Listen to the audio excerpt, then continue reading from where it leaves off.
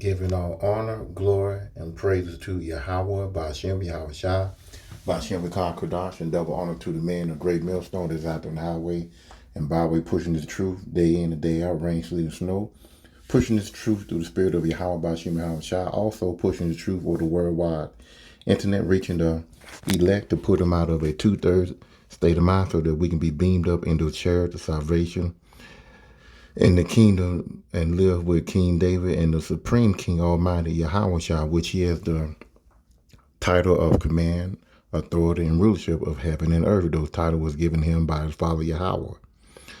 Also, I'm not a member of GMS, but I believe GMS has 100% truth of the Bible. To the Akim and Aqua, which are the men and women that are listening, learn, and continue in faith in Yahweh Ba'ashem Yahweh Shai. Keep praying and repenting and keep the laws and commandments to the best of your ability, as it states in John 14:15. If you love me, keep my commandment. Also, Ecclesiastes 12 and 13. Let us hear the conclusion of the whole matter. Fear Yahweh and keep his commandment, for this is the whole duty, man. It's a video that I want to present about the ends of time. A lot of people feel that it's not going to happen. It's not going to come in fruition. But to those that are in the know, that know what's going on, knowing, keeping up with the signs, keeping up with the brothers of GMS and studying, we are preparing ourselves and getting ready for, when Jacob trouble really turn up. We have a idea of how everything is going to happen. We're going to be on the up and up while everybody going to be in a state of shock. So let me just read this right here. 2 Ezra 16 and 40. O my people, hear my word. Make you ready to die battle. And in those evil, be even as pilgrims upon the earth. So basically, it's going to be a battle. It's going to be a dog-eat-dog world when Jacob trouble get turned up. When food get low, when there's no food, then people going to come out of their house. And they're going to come as a flood in your house, and taken from your family. It's going to be a battle. It's going to be people, deleting each other with those, weapons, And it says, in those evil days, the evil time, when Jacob trouble really is amped up. And it's going to be a lot of people living in the forest, out there on the streets. You're going to have a gang of men, that's going to mount up. They're going to, have the same energy to go and rob and delete and, and take whatever necessary for them, to live, So, those evil times are coming. Says here, 41, he that selleth, let him be as he that fleeth away. You got property, you got a house, you got a car, you got possessions. And during those times, you're going to be trying to sell. Hey, you're not going to be able to sell it because people ain't going to have nothing. And plus, you're going to be, trying to keep the little necessity that you have, and you might have to leave your house, leave your prized possessions behind in order to continue living, And it says, and he that buyeth as one that will lose. You buy something, let's say, you go buy some gold or whatever.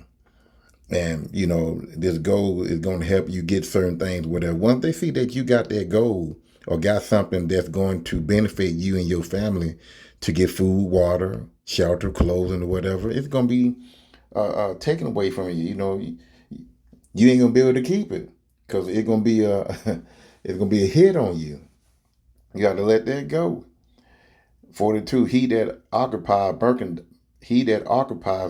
merchandise as he that have no profit be by it, and he that buildeth as he that shall not dwell therein.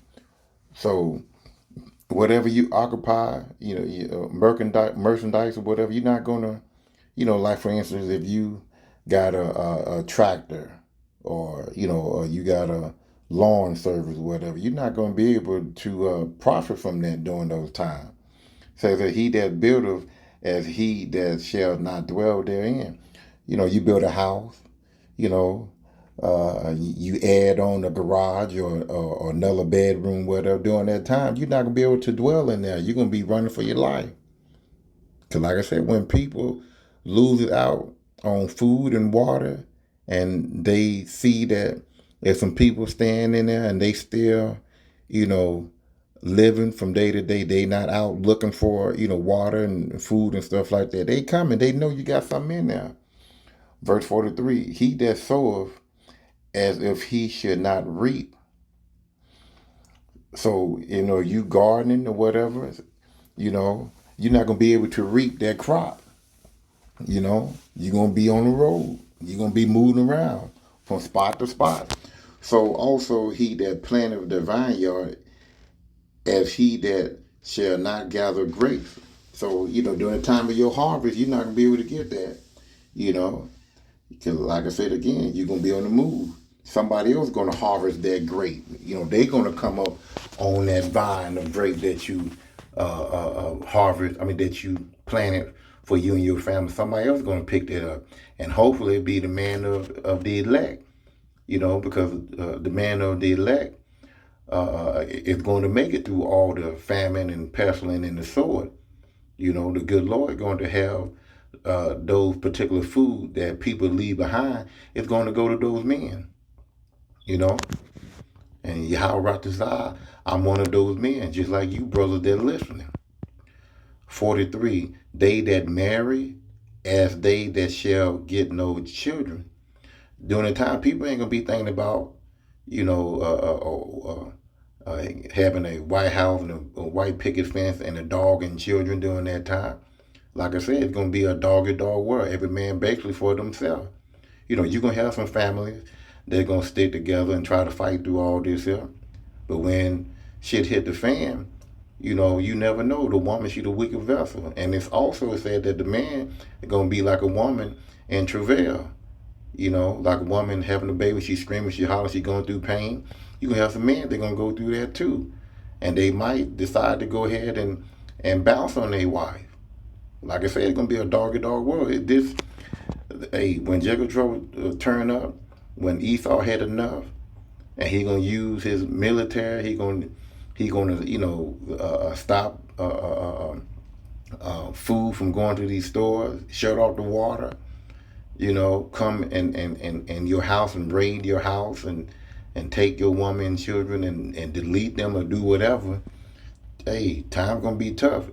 And they that marry not as the widower. So there's gonna be a lot of people that never and we talking about the marriage, marriage ceremony also. There's be people that not gonna be able to, live their life for, getting married to their special woman, and that all they're gonna end. It's gonna be a lot of women, getting let's say taken. That's gonna happen. So I just had to go over this right here to give you sort of idea of this video that's going to be played. So let's go ahead and go to it. The following story is based on true events that have happened in the past, are happening right now all over the world, and will happen to you soon. While the story is terrifying, know that each of these disasters could have been prevented. This is how it will go down for most people, but it doesn't have to go down this way for you. In part 2, I will tell this story of what this family could have done to prevent all of these terrible things from happening. Let's say you are the perfect family living the American dream. Dad is an electrical engineer with a 6-figure salary. Mom is a nursing assistant, and they have 3 kids, 2 girls, 15 and 12, and a boy, 7, They have a cat named Fluffy and a dog named Betsy. They live in a nice home in a nice neighborhood, and the value of their home is well above the mortgage they have on it. They have health insurance and 2 pension funds they contribute to. They also own a BMW, a minivan, a motorcycle, and a small powerboat in the garage. Week 1. One day, Mom drives to the local mall to pick up some groceries. The first thing she notices is that a quarter of the stores in the mall have shut down. When she starts shopping at the grocery store, she is shocked to see the price of a loaf of bread has gone from $2 to $5. Milk went from $3 a quart to $7.50 a quart, and ground hamburger went from $3 a pound to $9. All in all, her weekly grocery bill has more than doubled from last week. At dinner that night, Mom tells Dad about the rising cost of food, but Dad has some worrying news too. The company he works for is planning to lay off 20% of the workforce. Not to worry, Dad has seniority, and he won't be one of the employees that will lose their job. They turn on the TV and the nightly news tells them that the stock market is booming, but due to trade tariffs, the cost of living may go up by 3%.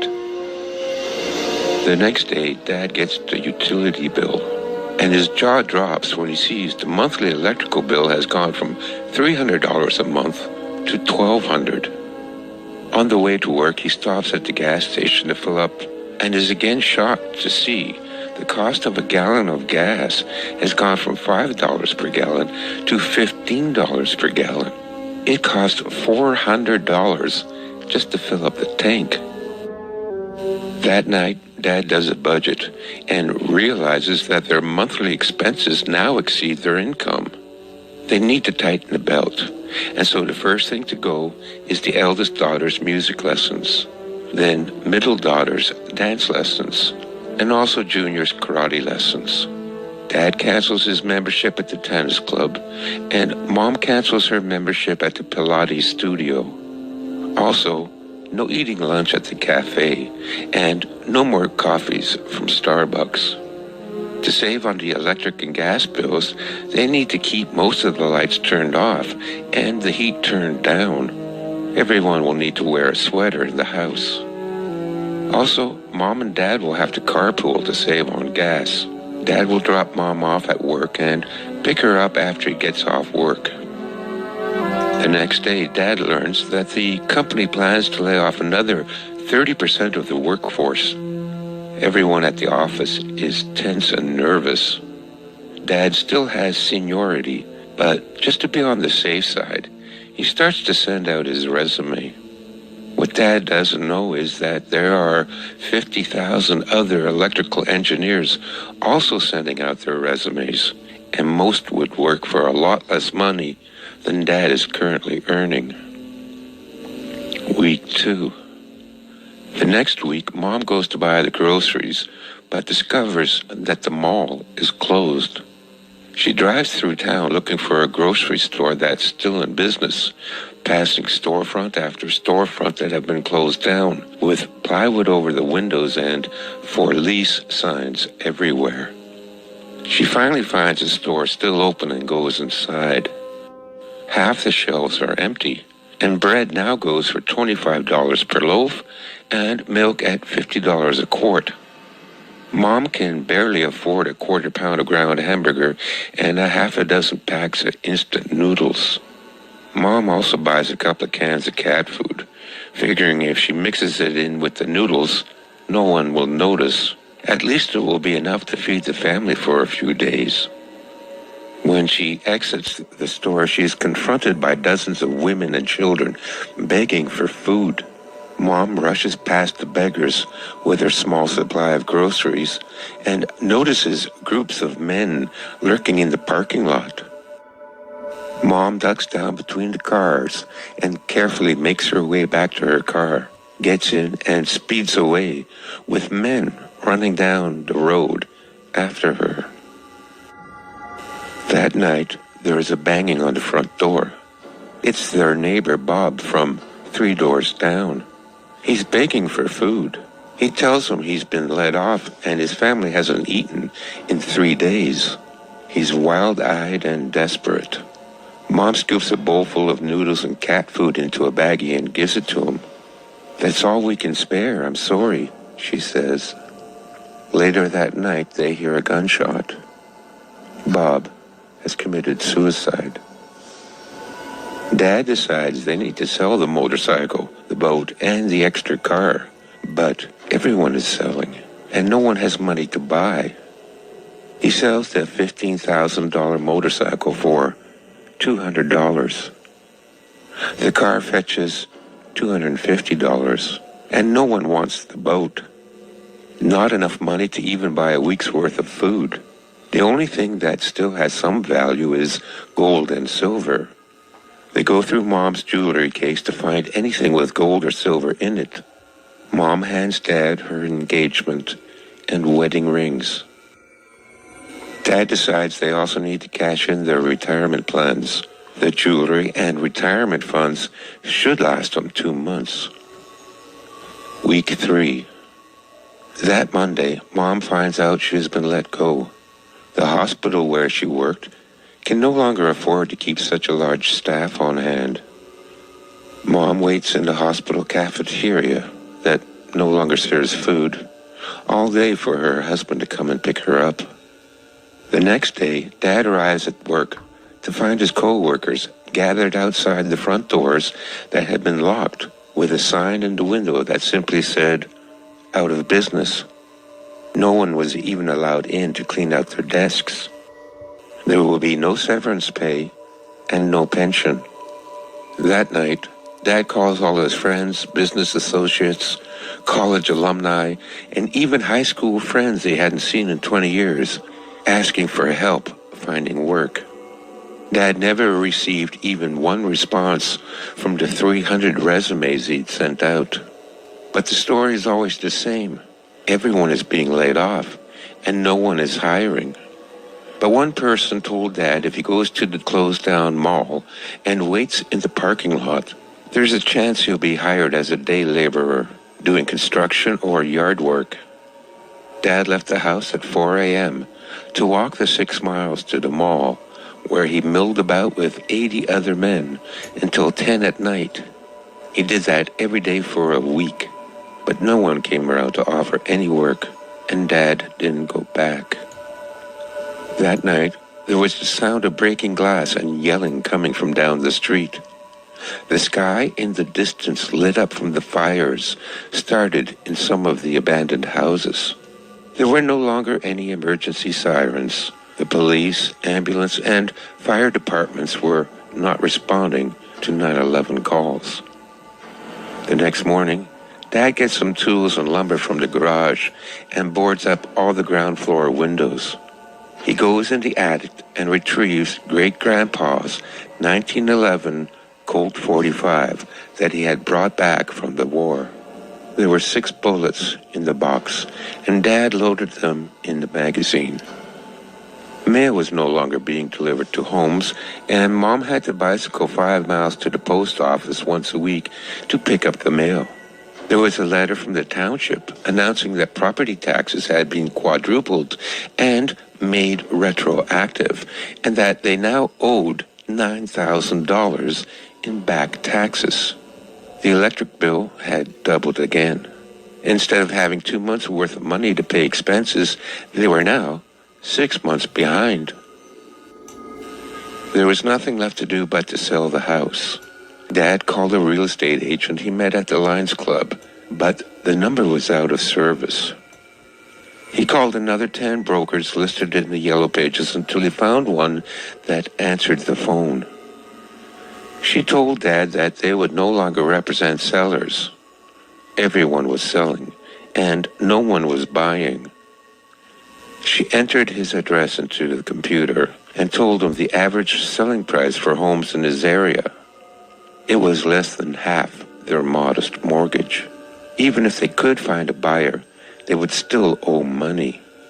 The real estate agent confided that Dad's best option was to stop paying all bills and live in the home and save as much money as they can until they are evicted.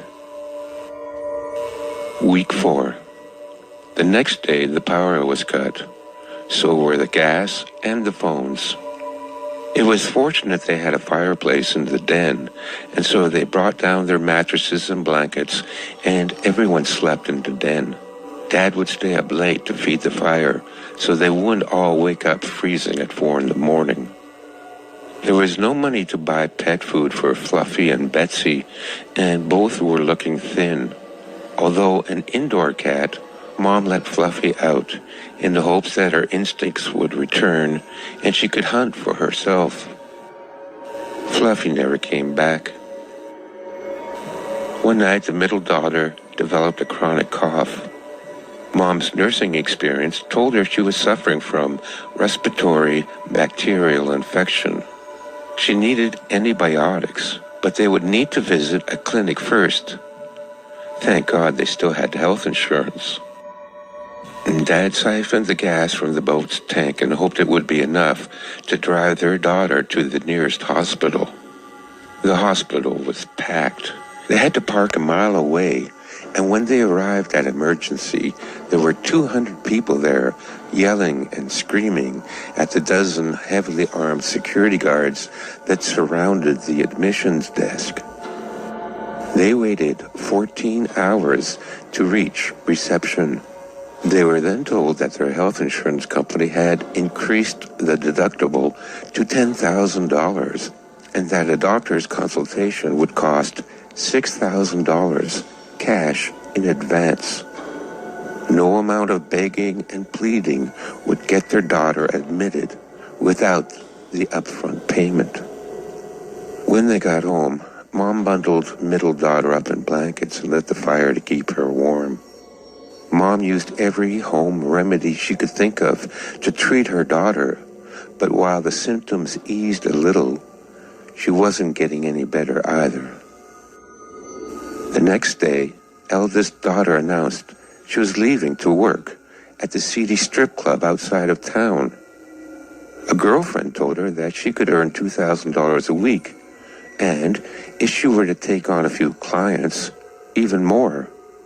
Because the roads were so dangerous, she would stay in one of the rooms at the club and be back in 3 weeks with the money to get little sister the medical help she needs. Dad said absolutely not. He would not sell his 15-year-old daughter into prostitution. But after much arguing and tears, Mom and daughter convinced Dad that there really was no other way. That eldest daughter was going to save her sister's life and save the family, and that everyone must sacrifice in order to survive. Week 5. A week after eldest daughter left, Dad walked down the street going door to door to see if any of his neighbors still had phone service. The once tidy and quaint neighborhood looked like a war zone. More than half the homes had been abandoned, each with a large pile of garbage and discarded furniture in the front yard. Several had been burnt down. When he knocked on the doors of those houses that didn't look abandoned, no one answered. Several times he heard movement inside, but no one answered the door. Finally, he found a home that answered the door, shotgun in hand. It was Jeff, one of the fathers he would see at his daughter's dance recitals. Jeff still had a functional landline that he allowed Dad to use. Dad first called the Strip-O-Rama and asked to speak to his daughter. The woman who answered told Dad that she no longer worked there, that she left with her boyfriend and no one knows where they went. That's all Dad could find out. But he knew eldest daughter would never leave the family.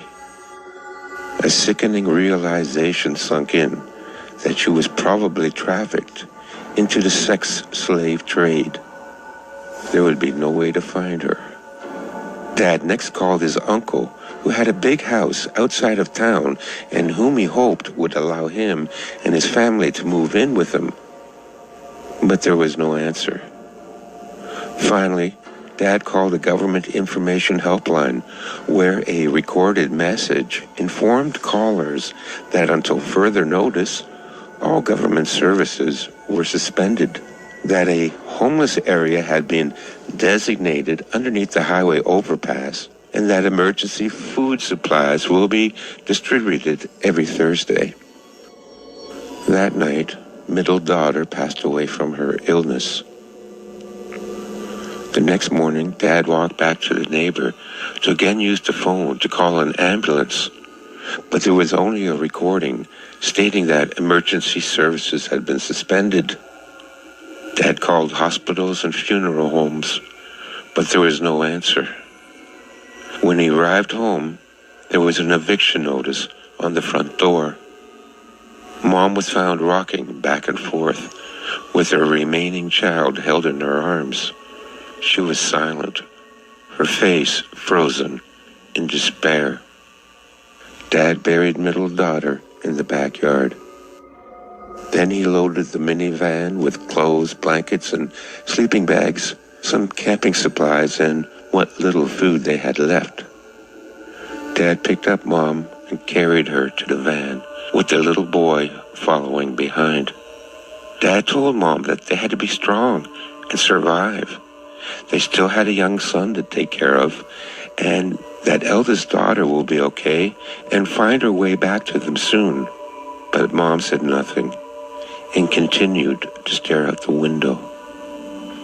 Dad stapled a note on the front door in case his eldest daughter came home, saying, "We have gone to the overpass homeless camp. Look for our van. Love, Dad."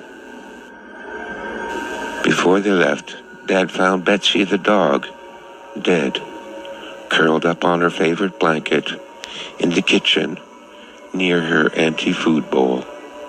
He buried her next to his daughter.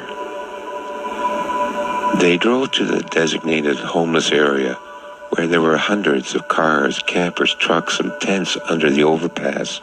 They slowly drove along the overpass looking for a spot to park, passing dozens of open fires surrounded by people huddling for warmth.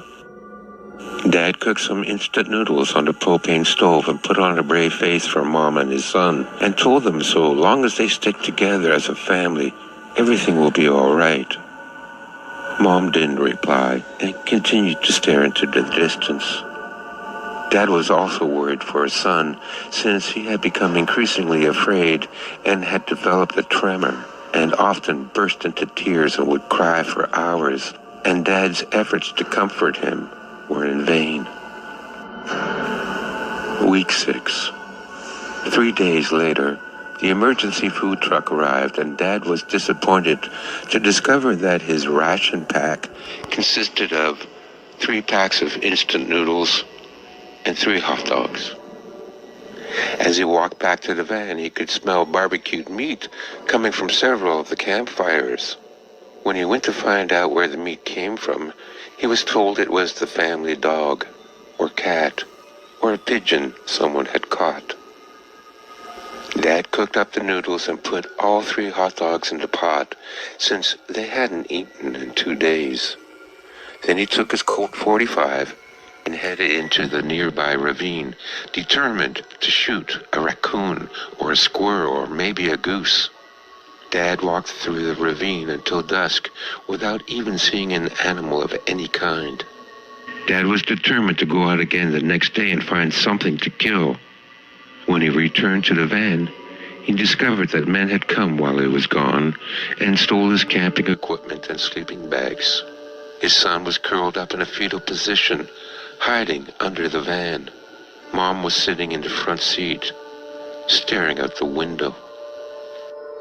That night, they put on all the clothes they had and huddled together for warmth in the van.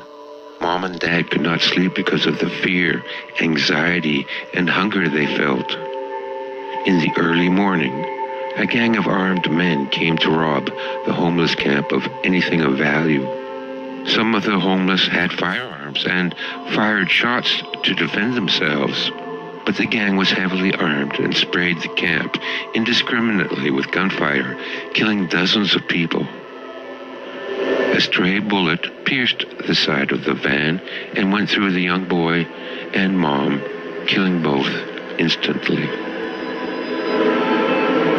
Clutching the bodies of his wife and son close to him, Dad watched the son come up and then went to bury his family in the ravine. After he was done, he put the barrel of his Colt 45 to his temple, and his last words before pulling the trigger was, "I am so sorry."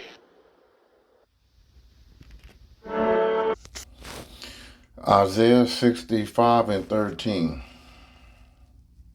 Therefore thus saith the Lord Yahweh, behold, my servant shall eat, but ye shall be hungry. Behold, my servant shall drink, but ye shall be thirsty. Behold, my servant shall rejoice, but ye shall be ashamed. 14. Behold, my servant shall sing for joy of heart, but ye shall cry for sorrow of heart, and shall hollow for vexation of spirit. So, for the elect men of Israel, this is not going to affect the men of the elect, because Yahweh Bashim Yahushua is going to protect those men and his family. Now, some of us are going to be martyrs. Some of us are going to, pass during the time of Jacob trouble. And if it's your lot, it's your lot. Just know that, listen, when it's all said and done over, you're going to be in a state of rest. Your work, your life is done. You at rest, and you're going to be the first to be raised up when Yahweh Bashim Yahushua come,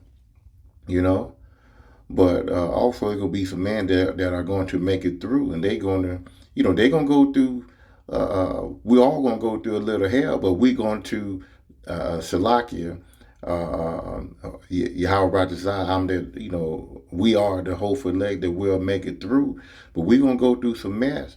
But Yahweh Bashim Yahushua, he going to have those angels with us, to protect us and to guide us to the food.